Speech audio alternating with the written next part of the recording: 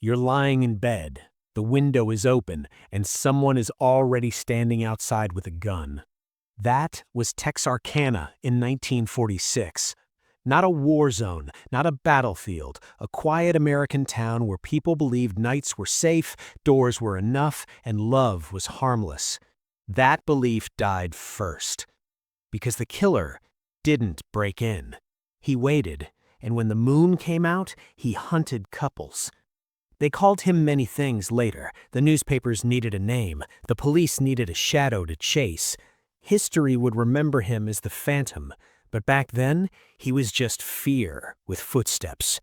And here's the part nobody tells you clearly. The murders didn't start with screams. They started with silence.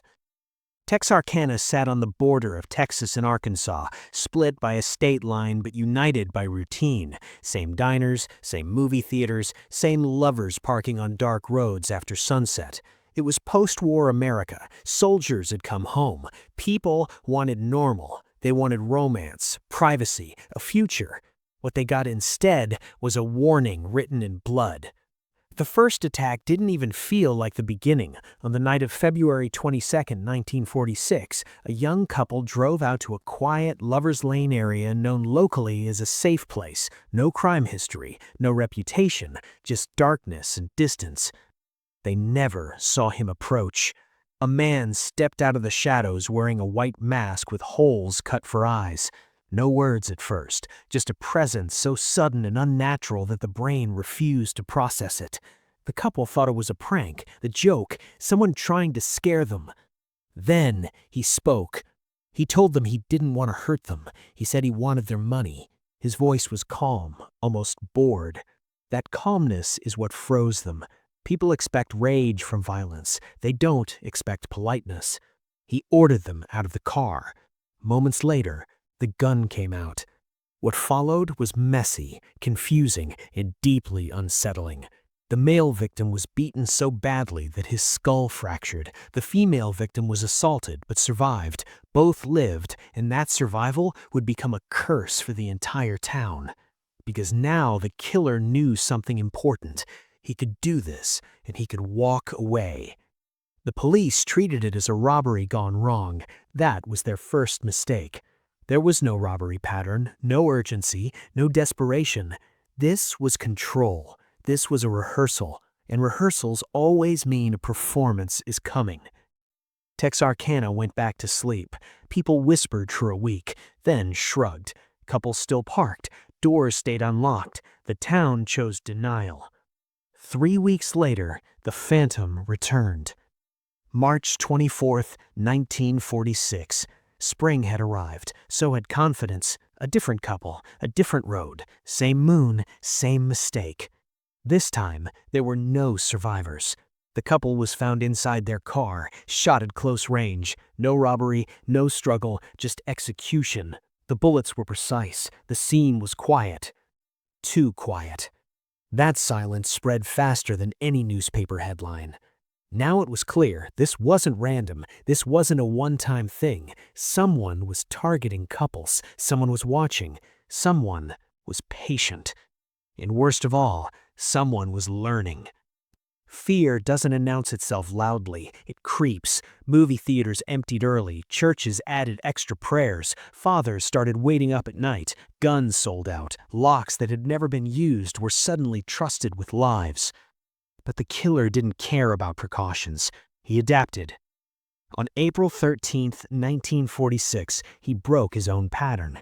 No parked car, no open road, no escape route needed. He went inside, a home. A couple was sleeping, safe, married, ordinary. The Phantom entered through the back. No forced entry that anyone could explain, just quiet steps in a house that had never imagined violence. The husband was shot. The wife was shot. She survived long enough to describe nothing helpful. The killer had crossed a line that made Texarkana realize the truth. This wasn't about couples. This was about power. The police were overwhelmed. Local officers had no experience with serial violence. The FBI was consulted, but jurisdictional confusion slowed everything. Texas blamed Arkansas. Arkansas blamed Texas. The killer stayed free. and the town started turning on itself. Every stranger was suspicious. Every neighbor was questioned. Men were stopped for walking at night. Someone wearing a mask for dust protection was chased. Someone else was beaten for looking wrong. Fear doesn't just protect, it destroys trust. The newspapers added fuel. Headlines screamed. The killer got his name, the Phantom Killer. That name made him larger than life, and once something becomes legend, people stop thinking clearly. Leads flooded in, hundreds, none solid. The survivors from the first attack tried to remember details, but trauma distorts memory. Height changed, voice changed, weapon changed. One detail stayed consistent. The eyes. Empty, focused, not rushed. This wasn't panic violence. This was controlled. Police tried patrols, roadblocks, night watches. None of it mattered. The killer didn't strike immediately, and that gap was worse than another body, because now everyone was waiting. Weeks passed, then months. Summer arrived, and slowly, painfully, people began to breathe again. Maybe he had left. Maybe he had died. Maybe he was never real. That's what towns tell themselves to survive.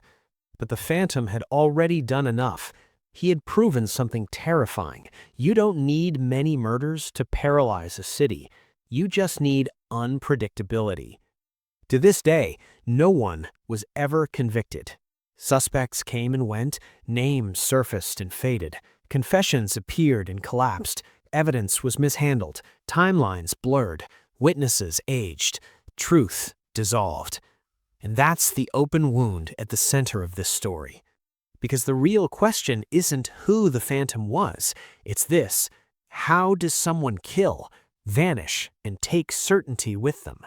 And why did the violence stop without explanation? Some believe he was local, others believe he passed through. Some think the attention scared him off, others think he simply didn't need more blood. And there's one detail that never sits right. The escalation stopped after the home invasion, as if he had reached a conclusion, as if something inside him was satisfied, or broken, or warned. And that's where this story becomes more disturbing than any theory. Because unsolved cases don't end. They wait. And somewhere between those dark roads, that quiet house, and the moonlit silence of 1946, the truth is still standing outside the window, watching.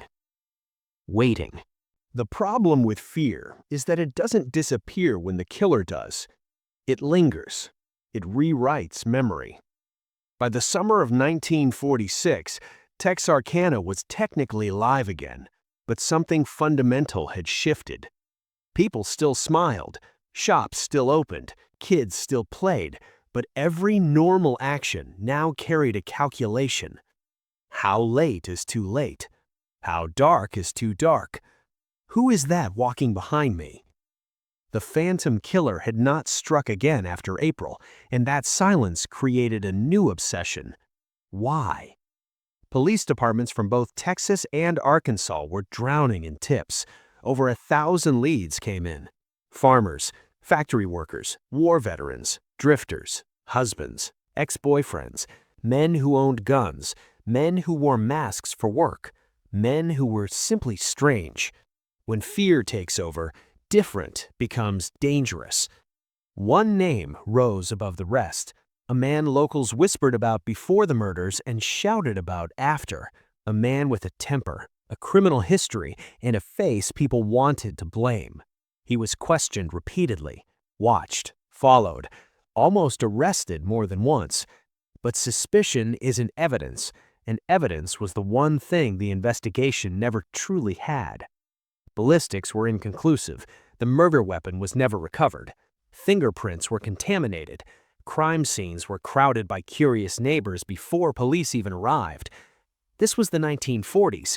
There were no DNA databases, no CCTV, no digital trails. The Phantom existed in the perfect gap between technology and terror.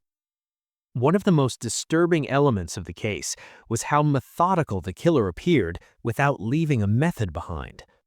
Different locations, slightly different approaches, No clear signature beyond timing and victim type. Couples, night, isolation. But even that pattern broke, which raises a dangerous question investigators still debate. Was there really one killer? Some officers quietly suspected copycat behavior. Others believed the same person was experimenting. The press, however, pushed a simpler narrative. One phantom, one monster, one face behind the mask. That mask mattered because it meant the killer didn't want recognition. He wanted anonymity, power without identity. That's rare. Most violent offenders crave some form of acknowledgement. The phantom didn't write letters, didn't call police, didn't taunt publicly. He let fear do the talking. Then came the movie. In 1976, 3 decades later, a film inspired by the murders was released. It reignited national interest. Old witnesses were interviewed again, new theories surfaced. People who had been children during the attacks suddenly remembered details they had never spoken aloud. Memory is strange that way. Trauma buries things. Time loosens them. But reopening the case only revealed how fragile it always was. Witness descriptions conflicted. Timelines overlapped incorrectly. Some details reported as fact turned out to be assumptions repeated so often they became truth. Even the number of victims was debated. Officially, 5 people were killed. Unofficially, some believe there were more attacks that were never connected, either because victims survived or because the cases didn't fit neatly. And here's where the open loop tightens, because one question refuses to stay buried. Why did the phantoms stop? Serial offenders don't usually quit voluntarily. They escalate, they refine, they get caught, or they die. Stopping cleanly after such a rapid escalation is rare, unless something intervened. Some believe he was arrested for an unrelated crime. Others believe he moved. Some believe he died. And some believe he didn't stop at all. He just changed. Different town, different pattern, same instincts. There are murders across the southern United States from the late 1940s that share unsettling similarities. Nighttime attacks, isolated victims, no robbery motive, minimal evidence. None were ever conclusively linked, because links require proof, and proof was never Texarkana's strength. The Phantom case also exposed something uncomfortable about American justice at the time: jurisdictional pride, resource limitations, public pressure. When 2 states share a crime, responsibility becomes diluted. Everyone is in charge, which means no one truly is. As years passed, files were boxed, officers retired, witnesses died, suspects faded into footnotes. The case officially went cold, but culturally, it stayed warm. People still searched, still speculated, still asked the same question late at night. What if he lived a normal life afterward? What if he sat in diners, raised children, watched the news, and listened to people discuss the murders he committed without ever being suspected? That possibility is more terrifying than a monster hiding in the dark, because it means evil doesn't always look like evil. It looks like routine. And here's the detail that never sits comfortably with investigators who studied the case deeply. The Phantom never made a mistake big enough to identify him. Not once. No fingerprints, no witnesses who could confidently identify him, no weapon recovered, no confession that held up. That level of restraint suggests intelligence, discipline, self-control, which again brings us back to motive. This wasn't rage, this wasn't chaos, this was intentional. And intentional violence always has a reason, even if we never understand it. So as the years went on, Texarkana rebuilt. Streets changed, lovers' lanes disappeared, houses were remodeled. But the story never left. Parents told it as a warning, teenagers told it as a dare, outsiders told it as a legend. But legends usually exaggerate. This one didn't need to, because every fact on its own is already enough. A masked man, a quiet town, Couples hunted, a killer who vanished. And the most disturbing part? Nothing proves he couldn't have done it again. If the Phantom Killer had wanted fame, this story would be easier. Fame leaves trails, egos crack, people talk. But this killer chose something far more effective than attention. He chose uncertainty. As investigators dug deeper, they realized something unsettling. The case wasn't just unsolved because of missing evidence. It was unsolved because the evidence pointed in too many directions at once. One suspect owned similar weapons. Another lived near multiple crime scenes. Another had a violent past and no alibi.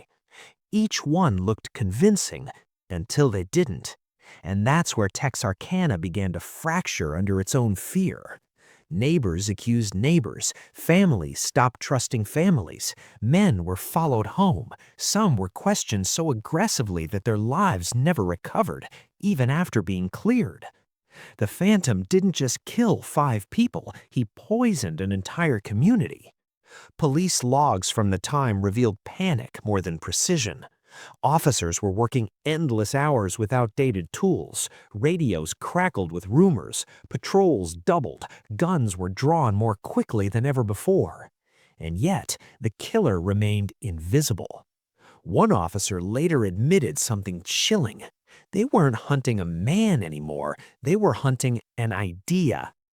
Every noise at night became suspicious. Every shadow became a threat. People reported footsteps that vanished, faces they couldn't describe, cars that were gone by morning.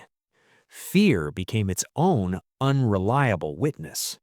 The surviving victims were asked the same questions again and again. What did he sound like? How tall was he? Which hand held the gun? Their answers shifted slightly each time, not because they were lying, but because trauma reshapes memory. The brain fills gaps with instinct, with fear, and that made the case weaker, not stronger. Then there was the mask.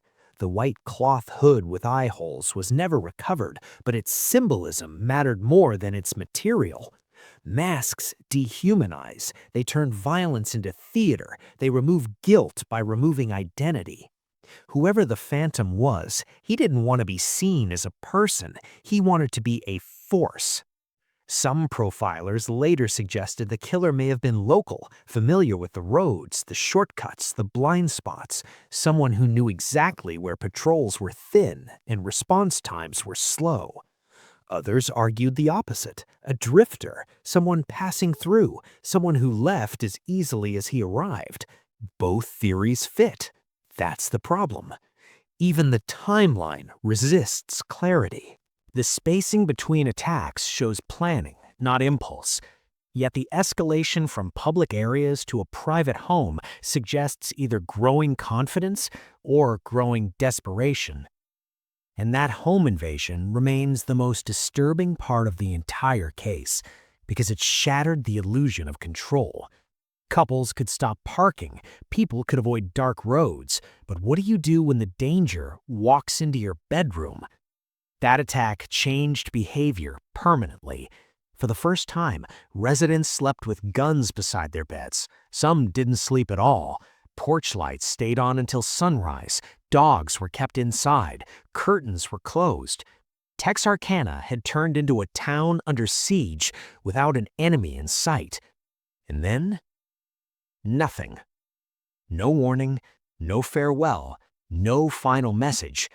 The Phantom didn't get sloppy. He didn't get bold. He simply vanished. That disappearance is what haunts investigators the most, because criminals usually end in one of 3 ways: prison, death, or escalation. A clean stop suggests interruption, not choice. Something happened. But what? Some records hint that a key suspect was arrested later for a different crime, though never charged for the murders. Others suggest an illness, a relocation, a marriage, a life event that forced change. And that idea is terrifying in its own quiet way, because it suggests that monstrous acts can coexist with ordinary life, that evil doesn't always burn out. Sometimes it blends in.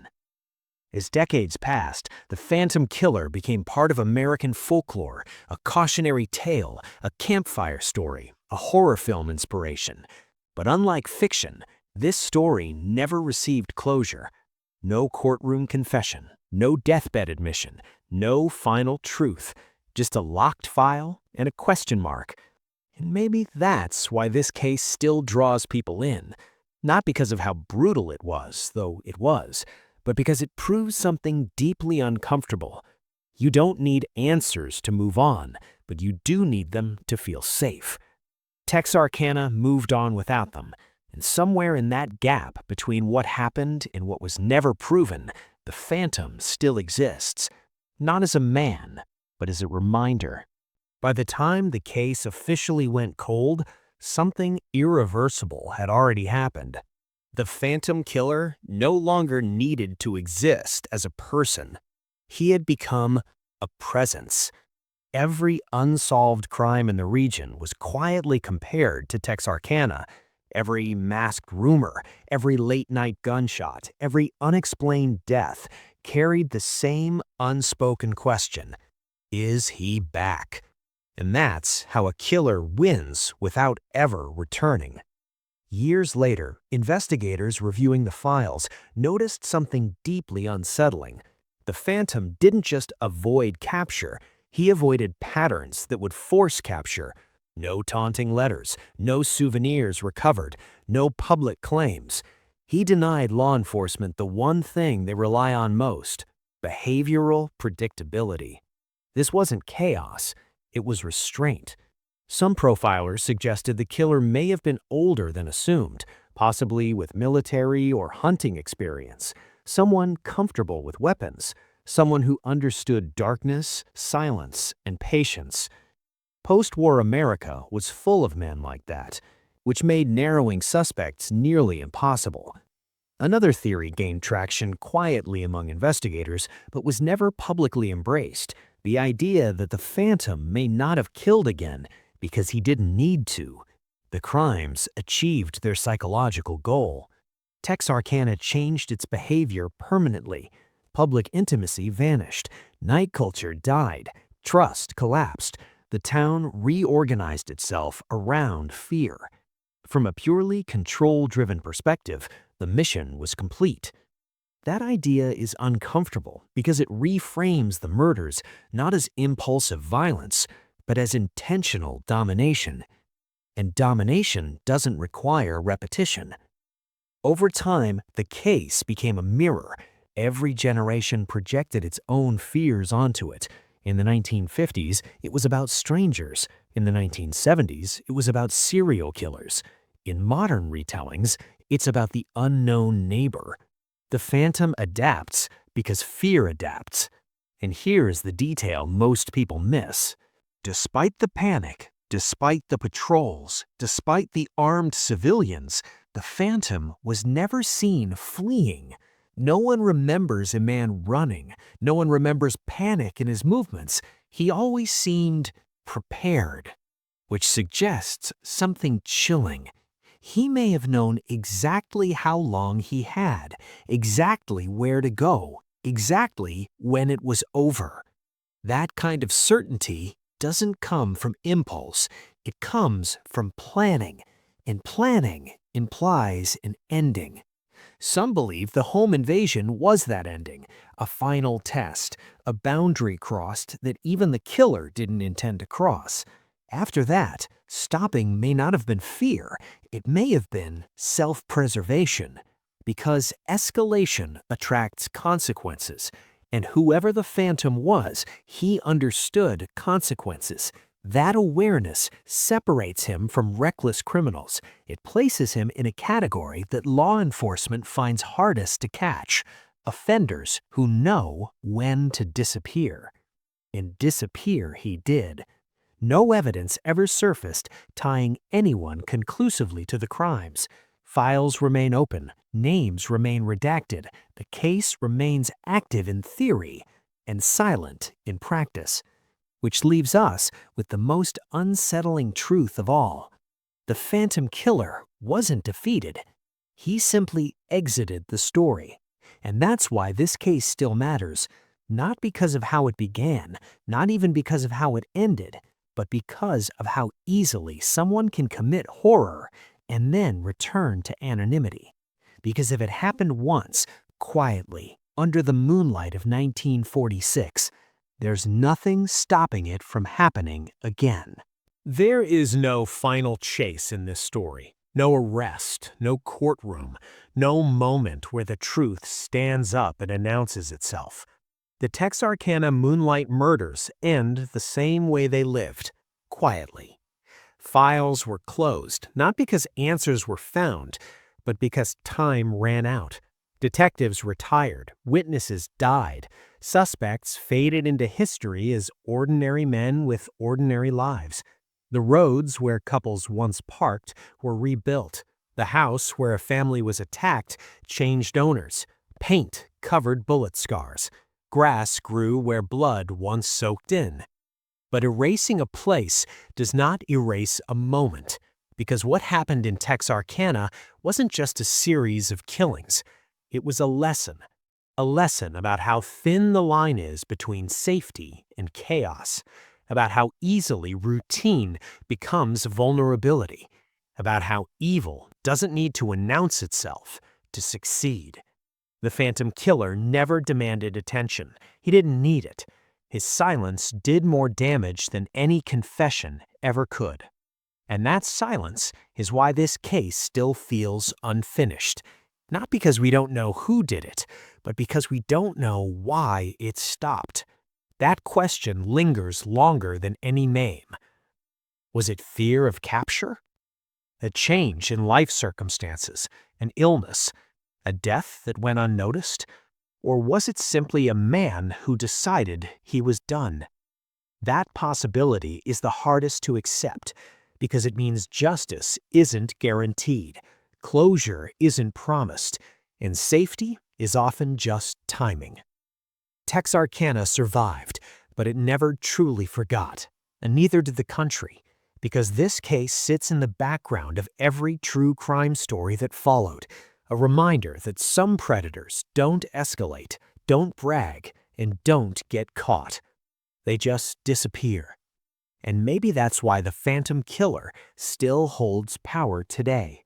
Not as a monster, not as a legend, but as proof that the scariest stories are the ones without endings.